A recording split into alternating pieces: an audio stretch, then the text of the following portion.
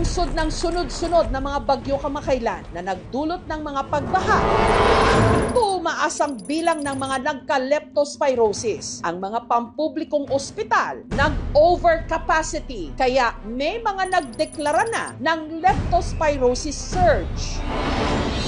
Pero ayon sa independent health reform advocate na si Dr. Tony Liachon, hindi lang daw leptospirosis surge ang dapat pagtuunan ng pansin ng gobyerno, pati na ang tunay na ugat ng paglaganap ng sakit na ito na kung tawagin niya, kleptopyrosis. Pinagsamang mga salitang leptospirosis at kleptomania o hindi mapigilang pagnanakaw. Ayon kay Liachon, ninakaw kasi ang pondong dapat inilaan sa flood control projects. Hanggang ang Pangulo na mismo ang nainis. Sa mga nakikipagsabuatan upang kunin ang pondo ng bayan, hiya naman kayo sa inyong kapwa Pilipino. Sinundan ng hearing sa Senado. Nako, ilang project ang na-execute mo na? Marami na eh. O kanina sinabi mo hindi ka pa nakapag-umpisa eh. Paano nga ba tayo humantong sa ganito? Ang bilyones na nakalaan para masolusyonan ang taon-taon na lang nating problema sa mga baha. Nakurakot! Ilang linggo na ang nakararaan mula nung humagupit ang sunod-sunod na mga bagyo. Pero ang barangay May Sulaw sa Kalumpit, Bulacan, heto, lubog pa rin sa baha. 80% ng barangay ko nakalubog sa tubig. Dahil abot tuhod pa rin ang tubig, ang mga residente kailangang magbangka. Ang ilang mga pasilidad ng May Sulaw Elementary School hindi na mapakinabangan. Tuwing ganito po na may high tide, ito po ang level ng tubig na nakikita nyo ngayon, ito po ay tumataas pa hanggang dibdib. Ang itinuturong salarin ang palpak na flood control project sa kanilang barangay. Hindi tama yung pagkadugsong niya, kaya siguro bumitaw. Malaking bagay ito kasi kung lumalaki tubig, hindi basta-basta pumapasok rito sa amin. Kaya kung mabubuo ito, mga konting tubig nila pumasok sa amin. Sa Lucena, Quezon, ang flood control project na nagkakahalaga raw ng humigit kumulang 100 million pesos na videohan ang pagguho. Hanggang inilabas na ng Pangulo mismo ang listahan niya ng 15 pinakamalalaking contractors daw na nakakuha ng pinakamaraming flood control projects. Sa 545 billion pesos na budget daw para sa mga proyekto nitong nakaraang 3 taon, 20% nito o humigit kumulang 100 billion pesos napunta lang sa 15 contractors na ito. Pagka kasi magkakakilala yung nag-o-offer, nag-uusap-usap muna sila kung ano yung offer nila. Sa market economic system, ang tawag dyan, oligopoly, unethical. Pino na rin ang Pangulo na karamihan sa mga proyekto, hindi lang pareho ang presyo o contract cost. Pareho rin pati disenyo at materyales na gagamitin. Gayong itatayo o itinayo na ang mga ito sa iba't ibang mga lugar. Sinundan niya pa ito sa pagbisita mismo sa flood control project sa Bulacan na pang-5 sa top 10 flood-prone areas sa Pilipinas. At siya ring probinsya na may pinakamaraming flood control projects. Kabilang na ang dikeng ito sa Barangay Frances sa bayan ng Kalumpit na pinaglaanan ng 77.1 million pesos. Pinuna ng Pangulo na ang materyales na ginamit substandard. Tingnan naman ninyo, paano magiging completed yan? Masukal na yan yun. Ibig sabihin, matagal na silang hindi nagdedredge. Pinuntahan din niya ang Baliwag para sa proyektong nagkakahalaga ng 55 million pesos. Pero pagdating niya roon, wala naman siyang nakitang kahit na anong proyekto. Malinaw daw na isa itong ghost project. I'm getting very angry. Pero wala talaga, 220 meters, 55 billion. Completed ang record ng Public Works. Kahit isang araw hindi nagtrabaho, wala. Hanggang saan nga kaya aabot itong pagsiwalat sa mga kurakot o katiwalian sa gobyerno? Sa linggong ito, nakarating ito sa Senado. Nitong Martes, ipinatawag sa Senado ang top 15 contractors na pinangalanan ng Pangulo. Pero 7 lang sa kanila ang dumalo sa hearing. Sabi mo hindi ka pa nakapag-umpisa ng project. Paano ka naging quadruple A? Yung sinasabi kong 1992 is highway pa yon. Hindi natin pinag-uusapan yung hardware mo. Ang pinag-uusapan natin, flood control projects. Paano ka nagkaroon ng lisensya? Isa sa mga nagsiwalat ng mga di umano maanumalyang mga proyekto ng gobyerno, si Senator Panfilo Lacson. Sa nauna na niyang pahayag, sinabi niyang hindi bababa sa 67 na mga kongresista ang di umano supplier o contractor din mismo ng government projects.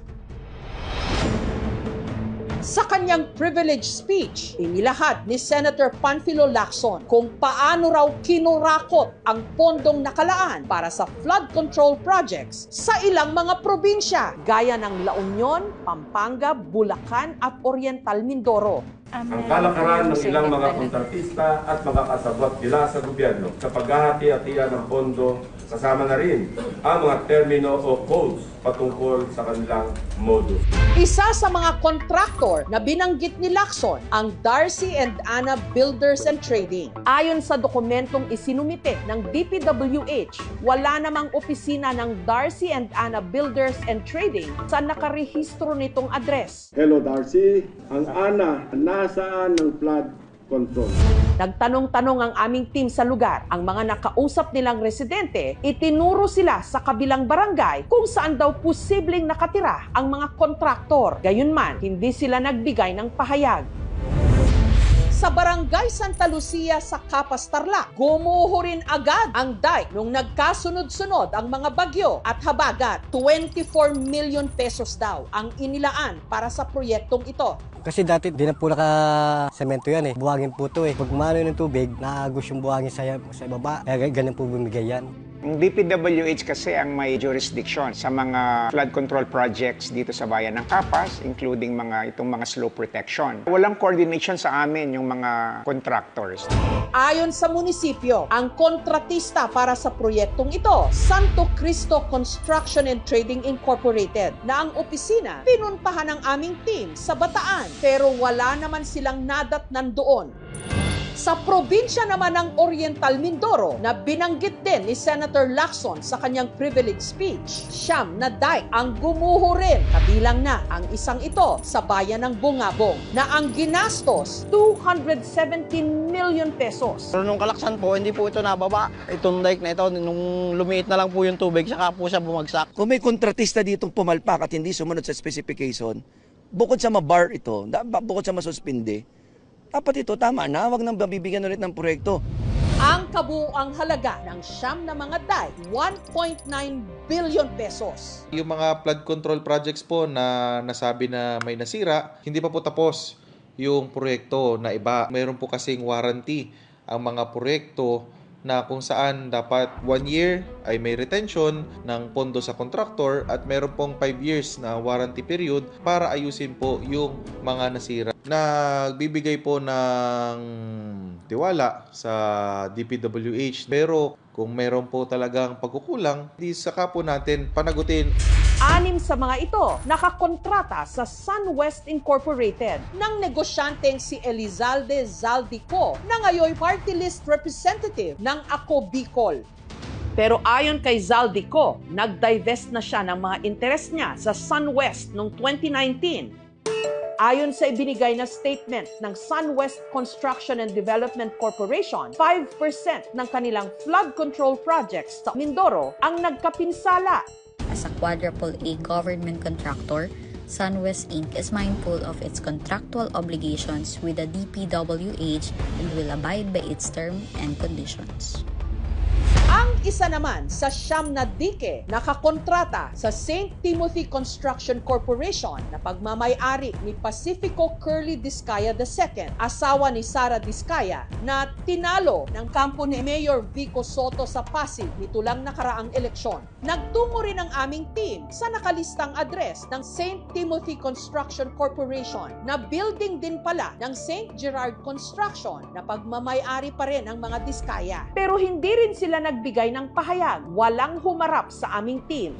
Humarap sa Senate Blue Ribbon Committee si DPWH Secretary Manuel Bunoan. Sinabi niyang naniniwala siyang may mga ghost flood control projects. Who in particular informed you? There are. Well, there are people actually who can certify, Your Honor. These are the projects that we are now intensively validating. Nitong Sabado, sinabi niyang umabot ng 450 billion pesos. Suma total. Karamihan nakalaan sa flood control projects ng gobyerno ang ipinasok sa DPWH budget sa ilalim ng 2025 General Appropriations Act. Malacanang established and launched the Sumbong sa Pangulo website last week. I commend and sincerely thank the President for this open source website. Isa sa mga dumalo sa privilege speech ni Senator Lacson, si Baguio City Mayor Benjamin Magalong, ang lead convener ng M4GG o Mayors for Good Governance. Retiradong general ng PNP si Mayor Magalong. Dati rin siyang hepe ng CIDG o ng Criminal Investigation Detection Group na siya ring inatasang nag-imbestiga sa Mamasapano Massacre taong 2015. I sacrificed my career to fight for what is right. Ganon din yung Mamasapano. I fought for what is right. Ano pa bang question ninyo sa reputasyon ko at track record ko? Mayor Magalong, salamat po sa interview na ito. Yes, good afternoon, Jessica. Pwede po bang malaman, paano nyo ho naisip na bumuo na itong Mayors for Good Governance na movement? Nag-umpisa yan nung nagsalita ko sa Philippine National Police sa Camp Crame sometime in July 2023. Is corruption now becoming a norm in government? Marami na tumatawag at nagsasabi sa akin na huwag mo na ituloy yan, kawawa ka lang yan. Naalala ko na tumawag doon sa mga kaklase ko sa leadership and governance. Then we built the Mayors for Good Governance na. And the first launch was done in UP Diliman and there were 56 mayors. 56 lang po. Oh yeah, 56 out of the 1,400 plus na mayors. At wala kaming ginawang filtering. After mga almost 2 years, 2025, umabot kami sa 202. Nawi-weirdan lang po ako as a layman na out of the 1,400 mayors sa buong Pilipinas, kukonti lang yung gustong maging miyembro po ng Mayors for Good Governance. So, what does that tell you po? Anong sinasabi nito? Ayaw nilang maging maayos at malinis at tapat na mamumuno? Alam mo, sa 202, lumalabas na 11% lang yun. We're just scratching the surface. Siguro tanong, bakit tayo mag-join? Isang malaking factor is natatakot sila na baka mawalan sila ng tubig sa gripo kasi binabantayan din sila. Mawalan ng tubig sa gripo? Ano ibig sabihin nun? Mawala sila ng pondo. Ganun ba sa gobyerno? Pag gusto mong maging tapat at malinis na mamumuno, pwedeng patayan ka ng gripo? Alam mo, nakakalungkot pero yan ang katotohanan. Yan na yung sistema. Kaya, kasi nga it's a good governance has become an exception rather than a norm dito sa Pilipinas. Such a lonely fight. Do you feel that? Initially. Pero I went over the words again of Senator Lacson, frustrated. Don't get frustrated. Alam mo ngayon, ang dami naming suporta coming from very reputable na mga organization from the private sector. Noon pang nakaraang taon, inilabas ni Magalong ang mga nadiskubre niyang dimanong anomalya sa DPWH sa Cordillera Administrative Region o CAR, katulad ng overpriced na pagbili ng tinatawag na cat's eyes o reflector lights sa mga kalsada. Ang aktwal na presyo ng bawat unit ng cat's eyes nasa 1,350 pesos lang. Pero ang nakalagay sa detailed unit price analysis ng DPWH, 11,720 pesos na ang presyo. Ibig sabihin, overpriced ng 10,370 pesos per unit. Kung may 100 cat's eyes sa kalsada, gagastos ang gobyerno ng mahigit 1.1 million pesos sa halagang dapat lang sana 135,000 pesos. Sa computation ni Mayor Magalong, 9.8 billion pesos ang kabuang halaga ng naibulsa para lamang sa cat's eyes. 121,330 pesos ang inilaang pondo para sa yellow barriers sa bawat isang metro ng kalsada. Pero ang aktwal na presyo lang daw nito, 20,000 pesos. Malinaw na ang kickback kada isang metro mahigit 100,000 pesos. Ang presyo ng rock netting ayon kay Mayor Magalong, 6,000 pesos kada square meter. Pero ang nakalista raw sa DPWH, 25,000 pesos noong 2023. Kaya kung susumahin sa kabuuan para sa lahat ng rock netting na binili para sa Cordillera taong 2017 hanggang 2023, 46.61 billion pesos. Sa pagtatansya ni Mayor Magalong, 28 billion pesos dito ang napunta sa kickback o tongpats. Paano nyo ho na nakita na may anomalya sa procurement po noon? Humihingi ako ng data, information o kaya documents sa DPWH. Nilalaro ako, pinapaikot ako. Minsan nga nag-request na ako through the Regional Development Council to compel DPWH to provide me documents, yung mga contracts. Gano'n. Ang sabi sa akin ng DPWH, bigyan ka na lang namin ng link. Pinuksan namin yung link. Isang linggo na kaming click ng click. Kasi wala kami makita doon. So, kinausap ko yung NEDA to conduct a study. Doon namin nabisto na. Ang tindi pala. Tapos nakausap ko yung isang contractor. Sabi niya, sir, pagod na kami. Kadi-deliver na pera sa kanila. Kano ba kinukuha sa iyo? 40%. So ang collusion, contractor and DPWH, ganun po ba yun? Yeah. Contractor, DPWH. Tapos, tinanong ko sa kanya, sino ba binibigyan mo? Pero di siya mga binanggit sa akin ng mga mambatas. Tanong ko sa kanya, ilan ba kayong contractor? Sir, sa grupo namin, 7 kami, pero hindi ako yung contractor. Subcontractor lang po kami. Kaya nga, sino siya main contractor? Sila rin po. Yung mga politiko rin. Sinong supplier? Sila rin po. Triple whammy na. Yung mga cat's eyes po. Nagulat din kami kasi marami nang hindi na nagpa-function, Tapos nakita ko, bakit nilagyan ito? Bakit itong lugar na ito hindi nilagyan? Bakit uneven yung mga distansya? So what I did was to get in touch with a supplier na accredited din ng DPWH. Quote mo nga kami, bibili kami. Can you just imagine, di ba? 9,900 pala ang bawat piraso ang markup. So ilang millions, million pieces ang binili dito sa buong bansa. Millions and millions of pieces. Para mas marami ho sila mahukurakot. Precisely. At nakaka-insulto na, sige, lagyan na natin yan. Hindi naman nakakaintindi yung mga Pilipino dyan. Parang ganun na. Nakaka-insulto naman kayo. Inaral din daw ni Mayor Magalong kung magkano ba ang hatian ng mga nangurakot.